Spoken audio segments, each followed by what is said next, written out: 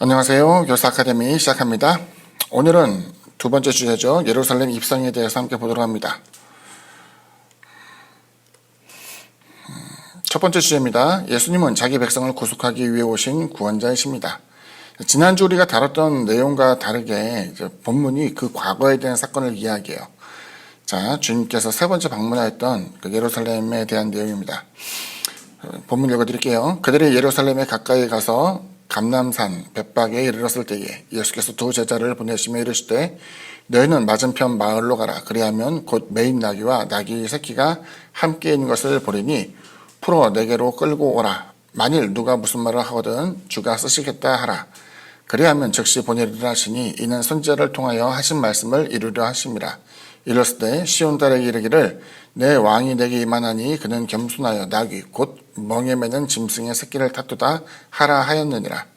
제자들이 가서 예수께서 명하신 대로 하여 나귀와 나귀 새끼를 끌고 와서 자기들의 겉옷을 그 위에 얹음에 예수께서 그 위에 타시니 무리 대다수는 그들의 겉옷을 길에 펴고 다른 이들은 나뭇가지를 베어 길에 펴고 앞에서 가고 뒤에서 따르는 무리가 소리 높여 이르되 호산나 다윗의 자손이여 찬송하리로다.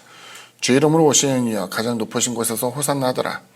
예수께서 예루살렘에 들어가시니 온 성이 수동하여 이르되 이는 누구냐 하거늘 무리가 이르되 갈릴리 나사렛에서 나온 선지자 예수라 하니라. 두 번째 주제입니다. 예수님은 참된 예배를 회복하기 위해 오신 구원자이십니다. 예수께서 성전에 들어가사 성전 안에서 매매하는 모든 사람들을 내쫓으시며 돈 바꾸는 사람들의 상과 비둘기 파는 사람들의 의자를 둘러 엎으시고 그들에게 이르시되 기록된 바 내 집은 기도하는 집이라 일컬음을 받으리라 하였거늘 너희는 강도의 소굴로 만든도다 하시니라. 예수님은 모든 찬양을 받기 위해 오신 구원자이십니다.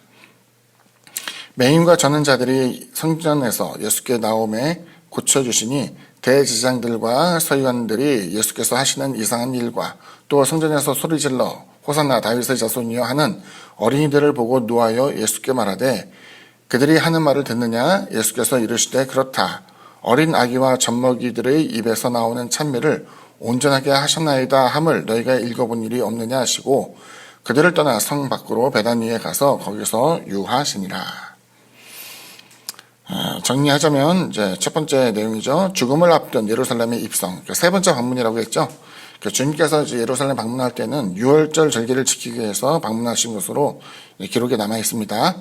근데 이제 세 번째 방문은 당시 주님의 그 두 번의 방문과는 다르게 주님을 열렬히 환호하는 것 같은 모습이 있었어요. 당시 이제 사람들로부터는 왕의 행차로 맞이가 되었는데 그 장면이 이제 솔로몬이 이제 예루살렘에 입성하게 될 때에 그 같은 모습도 이제 흡사하게 나오게 됩니다. 아무튼 사람들은 예수님에 대해서 메시아로 이제 받아들이게 되었고 이제 성경에 있는 표현을 보게 되면 선지자라고 표현을 하게 되면서 여기는 이제 가난한 목수 요셉의 아들로서 표현되지 않고 다윗의 자손이라고 언급되는 내용입니다. 주님의 많은 기적과 이사 그리고 가르침 이것을 통해서 사람들이 잔뜩 고무된 모습을 우리가 생각해 볼 수가 있죠.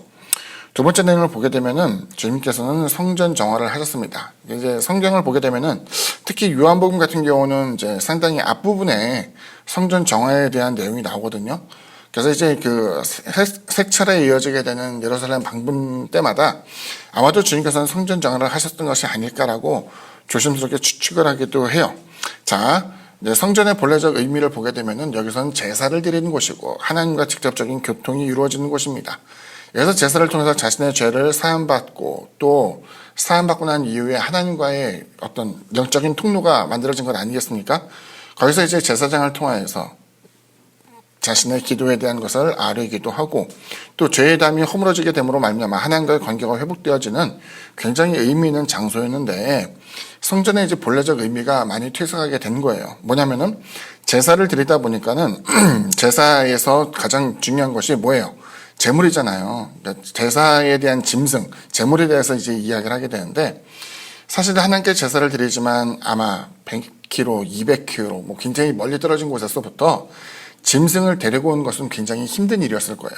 그러다 보니까 그 예루살렘 가까이 있는 곳에서 이제 짐승을 사가지고 자신의 희생제물로 삼아서 가져오게 됐는데 여기 보게 되면 성전 안에서도 이와 같이 짐승을 파는 사람들이 있었죠. 뭐냐면은 성전을 주관하게 되는 제사장 집단에 대해서 많은 돈을 내고 독점권, 여기서 내 짐승을 팔 수 있도록 허락해달라고 하는 그 같은 일이 비일비재하게 일어났던 거예요. 그런데 이것에 대해서 이것이 막대한 이문이 남는 사업이기 때문에 이것을 하기 위해서는 제사장 집단에 많은 돈을 지불해야만 했겠죠. 그러다 보니까 원래의 의도는 죄사함을 받고 하나님과의 관계가 회복되고 기도를 아뢰을 수 있는 그 같은 장소였는데 이제 이것이 하나의 비즈니스 모델이 된 거예요. 돈을 주고 받고, 그리고 생각해보면은 더 많은 이문을 뽑아내기 위해서는 좋은 재물을 갖다 둘 리가 없죠. 하지만 그럼에도 불구하고 성전에서 파는 것이라고 한다면은 아마 여러 가지 결격사가 있었다 할지라도 아마도 눈을 감아주거나 별로 좋지 않은 상품에도 불구하고 비싼 값을 주고 사야만 했을 거예요. 게다가 여기 보면 돈 바꾸는 사람들도 등장하게 되는데 그 환전하는 사람들은 유대인이지만 디아스포라, 그러니까 타 지역에 흩어져 있는 사람들도 있었을 거란 말이에요. 그러면 그 사람들은 외국에서 오기 때문에 그 당시 사용하고 있는 동전과 좀 다르겠죠.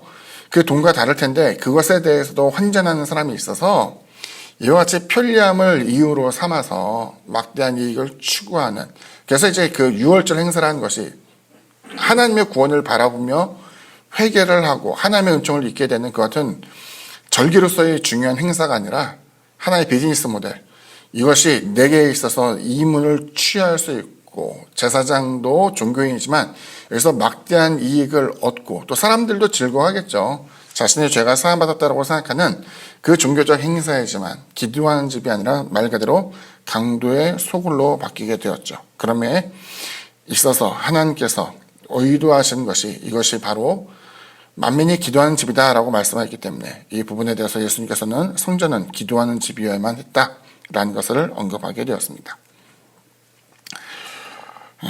세 번째 주제를 보게 되면 장사치들이 떠나가게 되자 주님께서 노끈을 만들어서 이제 채찍질하셨죠. 그 같은 사람이 떠나가게 되자 성전 안에 있었던 맹인과 전은자들이 비로소 성전에 와서 주님께 나오게 되었습니다. 의미 있는 것인데 주인공이죠, 주인공. 맹인과 전은자들, 이 사람들은 병자입니다. 절박한 사람이죠.